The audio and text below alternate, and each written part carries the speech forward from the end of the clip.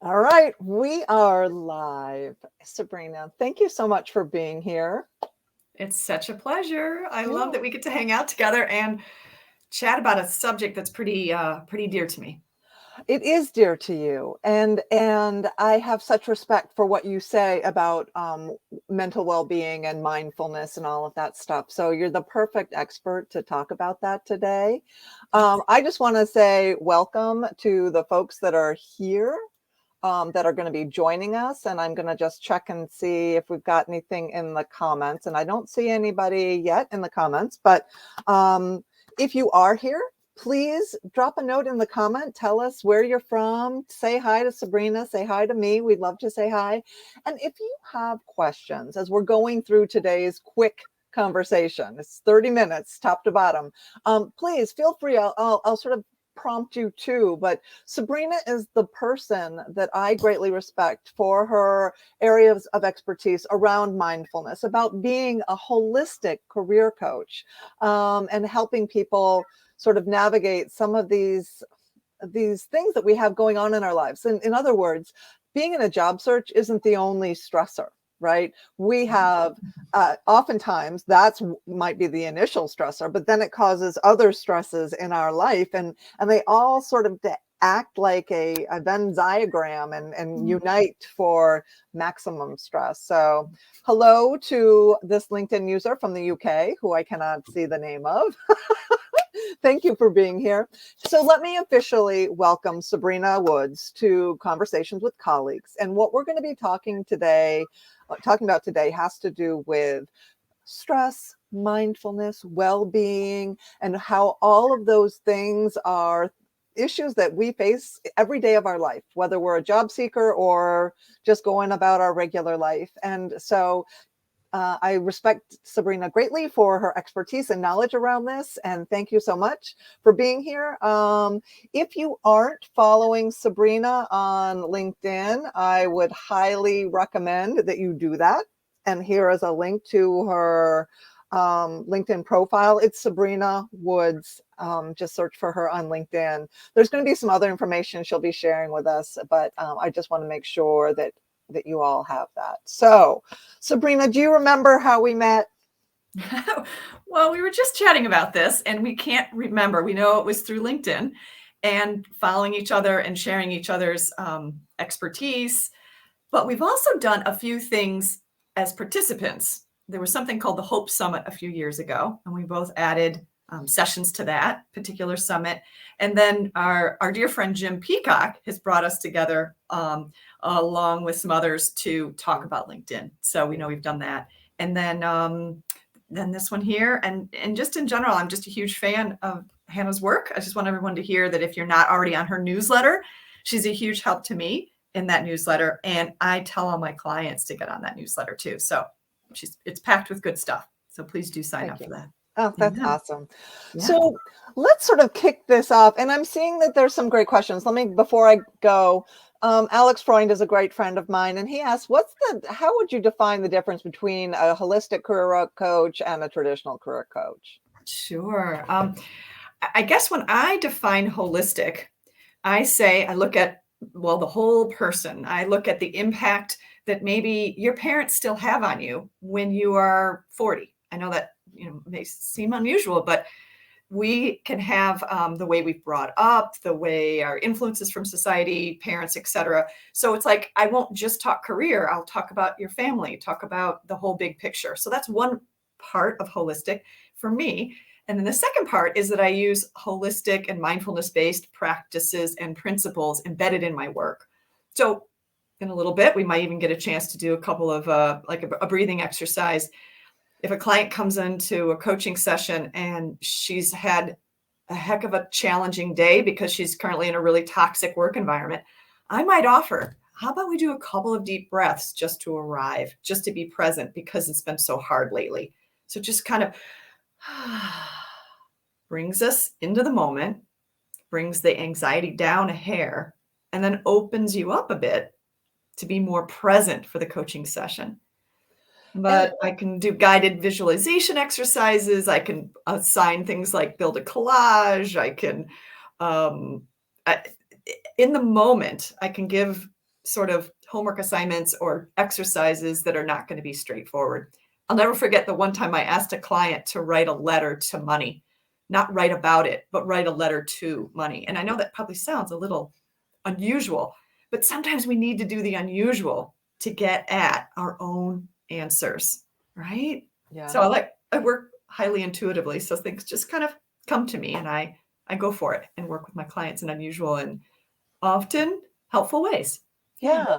And so one of the questions that I was going to ask you is, why is mindfulness important to the job search process? And I think that you already sort of answered that, but go ahead and say that again in another way for those that are maybe listening for more practical. Well, let's just make it even broader than that. And it is, the job search process is so stressful. So we already have a baseline of high stress in the world, no matter what country you're living in. When you add job search, because you're adding all that uncertainty, you're adding all that vulnerability, you're adding all this, well, lack of control, right? There's all these factors that elevate our levels of stress. So if we can be proactive with our stress in this process, we're going to perform better. We're going to have better motivation. We're going to do better in a networking call or an actual interview. So for me, there are lots of, and we'll go into this more, but mindfulness practices and other holistic sort of things and exercise and different things, we'll get to that question, bring us to our better version of ourself to perform better in that job search process. Yeah. Right. Because it is the mind, body, spirit connection that is actually Absolutely. all going out into that interview, that is all into this job search process. And the better that we are at having all of those be the best pieces of us available, the better we'll be at this job search process. So You the bet. reason, one of the reasons why I sort of one of the many reasons I respect you is that you write regularly on LinkedIn and elsewhere about this mental well-being and mindfulness. And one of the things that you wrote about recently was your going to a Tai Chi session. Yeah. And why did you find that helpful? So it sometimes I feel almost hypocritical because I don't do a lot of sitting meditation, right? But I'm really a mindfulness advocate. So first of all, mindfulness is a much bigger bucket than meditation. So even on the once a week that I do a 30-minute meditation, I do walking meditation with Brown University's Mindfulness Center. Those are free, by the way. I should put that in the chat later. Brown University's Mindfulness Center has daily free Zoomed meditations. That's awesome. So the reason I do something like Tai Chi is it's movement, so that my mind, when a lot of us, when we just sit, we're buzzing extra because we're not doing something. By doing something like Tai Chi and these movements or yoga or walking meditation, I have something beyond just breath to use as my anchor. And this Tai Chi class that I did one recently at a public library, and I'm hoping he's going to start something up this summer. But you can do just a Tai Chi class, just, find it on YouTube. I can drop a link in later that I like. The one I do takes 10 minutes. And I often do it at night, like about 10 o'clock, 10:15, because then I kind of get my body and my mind more into the place of sleep. So I notice that if I watch TV right up to the time of when I'm going to go to sleep, I don't sleep as well. And sometimes it takes me a while to fall asleep. So Mine does that too, yeah. mindfulness or proactive about our stress or proactive about our well-being shows up for me in a lot of micro places in my life. And probably 10% of my coaching conversations, 10% of the time I spend with clients, we talk about having a wellness or well-being strategy. So it's a little piece that gets stuck in there because I've seen the benefit so much. And Yeah. I feel it. I feel the Yeah. benefit. Absolutely. Yeah. Absolutely. So my first question is, let's talk nuts and bolts, because I'm a nuts and bolts kind of girl, right? What are your favorite suggested tools and techniques for managing stress? Perfect. I will drop this into chat later too, but I wrote a blog post that was literally called 5 Tips for Job Search Stress. So I'm going to take you through those 5. The first one is breathing. And it doesn't have to be sitting meditation, but can I take people through a three counts breathing exercise? Absolutely. Let's Great. do it. Some All people right, talk about everybody. square breathing, and I'm not going to do that, but it's going to be related. What I'm going to do with you is invite you to put both feet firmly on the ground. Notice your feet. Maybe even press one foot in and then the other, because I'm trying to bring your attention into your body by doing that. It's okay. My toes are there. I wiggle them a little bit. Then use your attention to notice your legs, knees, hamstrings, and then where your body is touching the chair. Noticing your lower back, hips, just feeling where you are in space for the moment. All the way up, noticing your back, your shoulders, and giving yourself an opportunity to have an upright posture so we can have some really deep breaths. So now we're already a little more attentive to our physical being, a little less in our head. From here, the 3 deep breaths will be a 4-count inhale, a 4-count hold, and then a 4-count exhale. And repeat. It's really simple, but I hope you'll stay with me for it. Here we go. Deep breath in. Hold. 4, 3, 2, 1. Slow exhale.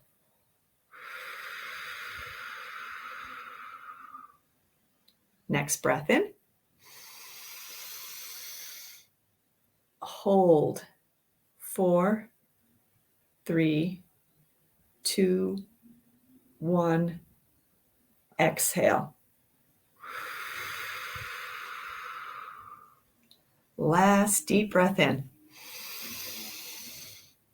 And hold. 4, 3, 2, 1. Exhale.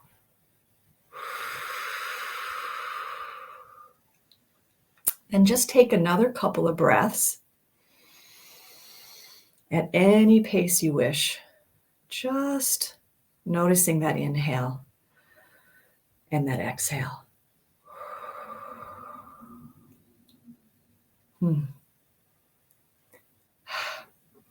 Thank you for letting me do that. I feel better already. I think it takes like 60 seconds to do those, maybe a minute and a half.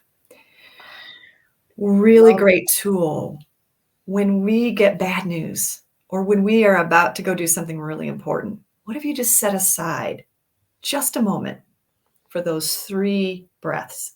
And there's something about holding our breath that makes us really pay attention. My mind's not spinning when I'm doing that type of breathing. And then I don't know, my body even feels more relaxed. I feel like my whole shoulder thing is unstressed now. I was really tight before, and just sitting and breathing, amazing. Right? That's not hard. We can do that. No, not Thank you hard. for that. Okay, So now next, what's the second thing we can that's do? one. So the next one, this is stuff we hear all the time. Get your heart rate up. So it's the cardio, it's the going to the gym, it's going for a fast walk. And I'm teaching a session next week at the Harvard Ed Portal about motivation for the job search. And I'll be talking about dopamine actually in that session and some other things. And while doing the research, I came across a little article and it said, can't get out for your cardio? Well, do 30 jumping jacks. So yesterday I was outside on my deck. I was doing jumping jacks because I didn't have time to go for a walk. And I wanted to see what that felt like. I got this boost of energy. I couldn't believe it. So consider, if you can't get out, try 30 jumping jacks and make it fun. Maybe play some music, maybe do 50. You might be surprised at how you feel, or get a jump rope and go outside and jump rope. We did that when we were a kid, many of us. Why not do it now? So what I'm trying to say here is you don't have to get on your bike, go for a run. It doesn't have to be long, but if you can get your heart rate up, you're going to ease some of that stress and you're going to feel a little more alive and a little bit better. Okay, so that was number 2. Number 3, I call small but committed. What am I talking about here? Small but committed. Small goals that you commit to. Chunk out what you're going to do. Because what I freak out, I'll be honest, when I am pulled in so many different directions and I'm like, what do I have to do today? So sometimes I'll just say, okay, what are the 3 most important things? And I stick them on a notepad in my phone. So I can feel really good. So I can start small, be committed to those things, and be committed. And to celebrate small wins is another phrase that I love to use. Yeah. So small but committed, and celebrate the small wins. That's number 3. Great. People enjoyed that breathing exercise. I'm just sharing some of this great feedback. Yay. Yeah. Just want to see some of my colleagues on here. Thank you so much, Yeah. Jessica and Gail, for showing up. Going for my walk next. Yeah. Yes. Yeah. Yeah. Yeah. Yay. Yeah. All right. Number 4. Number 4, I call check your worry level. All right. So we're really good at rumination. So we get an idea in our head and it goes over and over and over and over and over again. So if you're in that state, can you stop yourself? Can you intercept and say, oh my gosh? Instead, say, what action can I take? What's in my control? What do I need to do? Or what can I do? And sometimes it's, I'm worried about paying my mortgage. Well, then get out a calculator. I did this with a client once in session. We got out the calculator to figure out when she was going to lose her house. So having these tough conversations with yourself so that you can stop the rumination, because we calculated and we realized she was 11 months before she would lose her house. Okay. So this is also a blog post I wrote called Face Your Fear, Free Your Energy. So if you can face your worst fear, can you get a friend and talk through what is the biggest thing? Because sometimes we're not even sure what we're afraid of. So if you can get it, kind of analyze it and get really clear, my biggest fear or my biggest worry is, and my actions I'm taking are A, B, C, then we're going to lose a lot less energy from rumination. Yeah. So Number true. 5 is, Yeah. and not everybody's going to like this. Some people are going to be like, oh, that's hokey or new agey or whatever. But you could try either affirmations or setting intentions. An affirmation that is a belief in yourself. You might even have to start out really gentle. I don't know where it's going to happen, but I'm going to land a good job. I don't know when it will happen, but I'm going to use my talents in a much better way than I am right now. Or, some kind of just message to yourself. Or I'm going to show you this. When I'm anxious, I'm really good at fretting. I'm really good at, right? I have this on my bookshelf and I've had it for years. And it's in this cute little thing in it. I don't know if you can see it in the camera very well. Let me get this right. It just says, I am at peace. So I equate this with when there's a bad storm on the ocean, there's massive waves, right? Whoosh, crashing. I live in Rhode Island, the ocean state. So I've got these beautiful oceans nearby. So when that's happening, there's stillness underneath. So I try and remember this is this chaos that I might be experiencing, and this anxiety, these crashing waves are up here on the surface. But at my core, there's still peace. When I look at that, I kind of get this, okay, you got this, Sabrina. And sit for a moment with remembering there is peace in me, even when it feels like the world is falling apart, or I can't do everything I need to do, or I'm really scared about something. So there might be a phrase that's really helpful. And the other one is intentions. You could choose to be, you could decide, my intention is calmness today, or my intention is kick-ass productivity today. And you set it in the morning. You're having that cup of coffee or that cup of tea, and you say, what vibe do I want? My intention is joy today. And maybe you'll look for joy if you set that as an intention. So we have a lot of power with our minds to deal with these everyday stresses. Yes. So those are my 5 from that article that I wanted to bring out. And some of this is like stuff we know and we just need little reminders of. Yeah. And so speaking of reminders, I bet you there's some super smart people here that are watching that also have that also have tips and ideas on what they do or what they recommend their clients do, or they've seen other people try to reduce stress and to get become a better mindfulness student. So if you have suggestions or ideas that you have used, tips or techniques that you have seen work and you want to share those with us, let me know in the comments so that we can share them with the world, because sharing is caring. That's like my whole motto. That's why I do this conversations with colleagues, because I know some incredibly smart people. I'm just lucky. And I want these incredibly smart people to have a chance to share their wisdom and their expertise with my audience and with a broader audience. So yeah, sharing is caring. That's my intention. Pop them in. Let's see them. All right. So I'm looking. Hannah, what are some of yours while you're looking? I'm going to put you on the Oh, spot because I shoot. know, we all have So different when tools. when I have problems falling asleep at night because my brain is Spinning. spinning way too fast and I'm worrying about things that I really shouldn't be worrying about before I go to bed.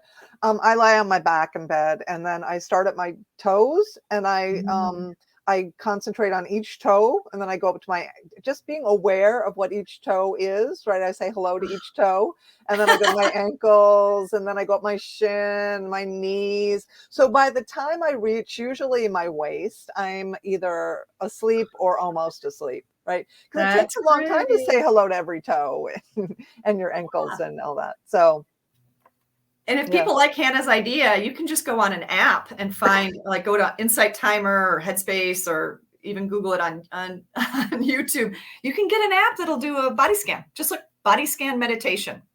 There's so many out there and they're free.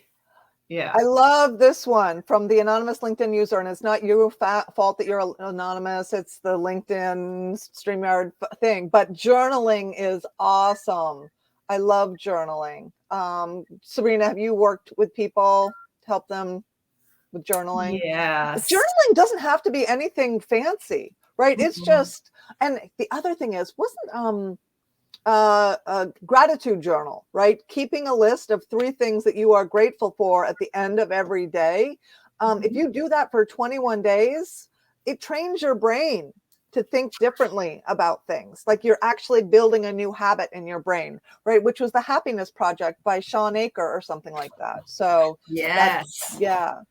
Erica likes time blocking because it makes her feel, I'm going to say this, Erica, I think it also helps you feel more in control, right? Because we have a tendency to wander and get sidetracked and let other priorities slip in. But when you have used time blocking, and time blocking is just, using your calendar and dedicating certain hours and minutes on each day to certain activities. So I love that.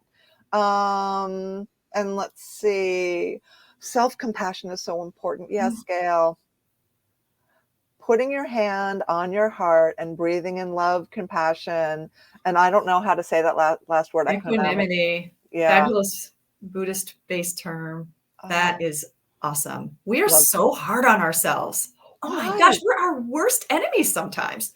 We are. You get a rejection or you don't do well at treat a something. family member or friend the way we treat Right. We ourselves. throw ourselves under the bus.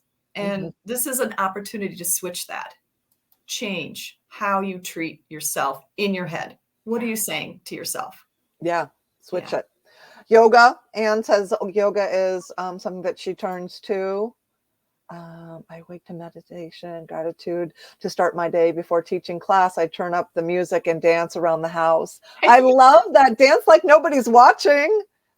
Yeah, that's awesome. That's really great.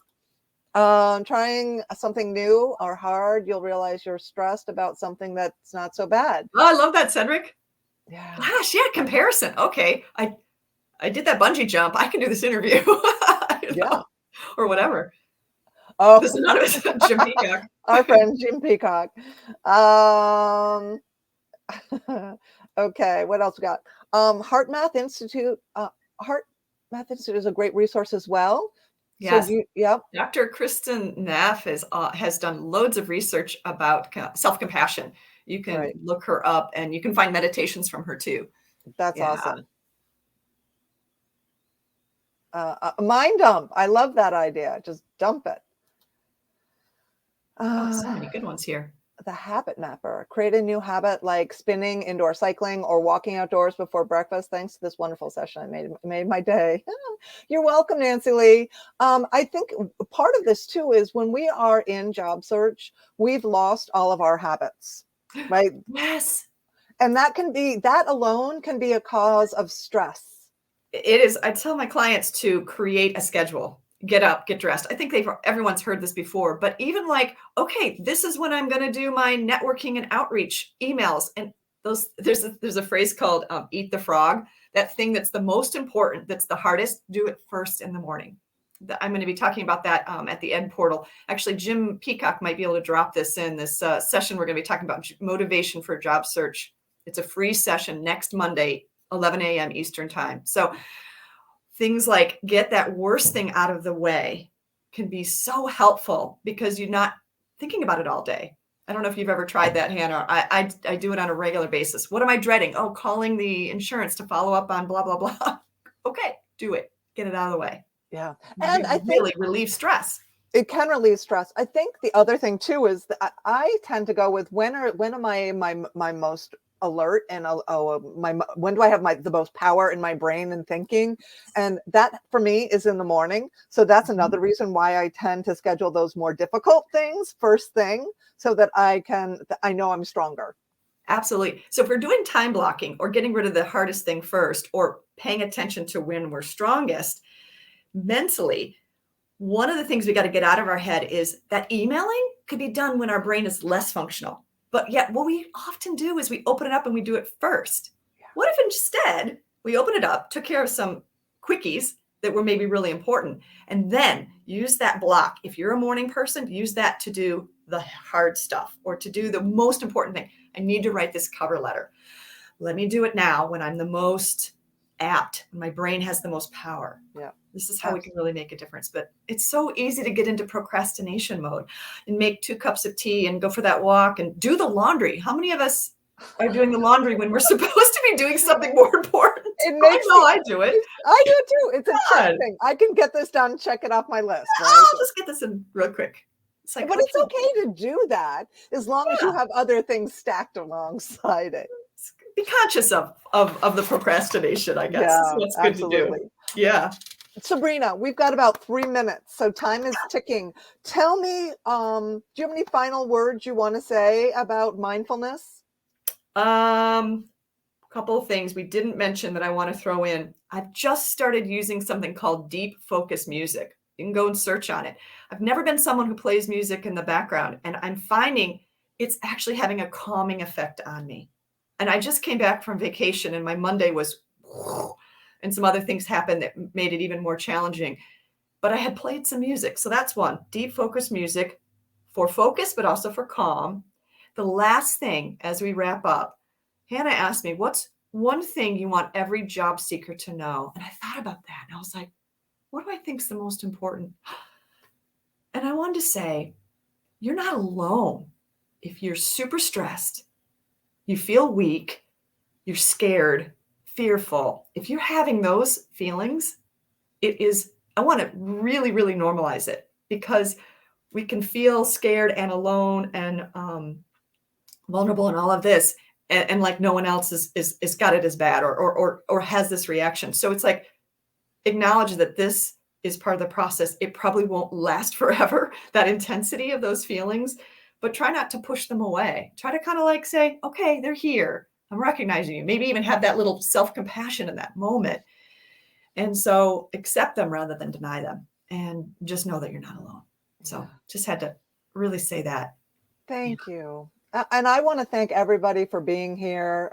Sabrina, you are a breath of fresh air, and just, it's so helpful, because I think that we need to treat ourselves better. Yep. We need to know that this is just a blip on the radar of life, and we need coping mechanisms, and just like anything else in life, right? And our mental well-being is just as important as our physical well-being. Yes, so, absolutely. I hope take care of ourselves so that we can function better and be less stressed. Yeah. Like they say on the airplane, right? Put the oxygen mask on yourself first so you can better care for those traveling with you. Same in life. Yeah. Perfect. Sabrina is going to drop, I'm going to drop some links at the end of today's, in the comments after we get off here. So you'll find some links to Sabrina's stuff. Next, there's going to be a link to the events Sabrina talked about. Next week, my guests are, better be able to clearly say this. Oh, that was goal. That wasn't it. Next Tuesday, it is Meg and Giuseppe and Andrew Palco, and we're going to be talking about personal branding and video. So I think that's an event posted up already this morning. I think I did that. So it's an event on LinkedIn, Conversations with Colleagues, and it will be Meg Giuseppe and Andre Pelko right here, Tuesday next week at noon. And thank you. Everyone, please follow Sabrina Woods. She's an awesome, wonderful person. You will absolutely be glad you did. Thank you Thank you, for Amy. being my guest today. It This was was so a delight. Love this invite. And take really good care, everyone. 3 breaths later today. That's your homework assignment. excellent. Okay. Thank you.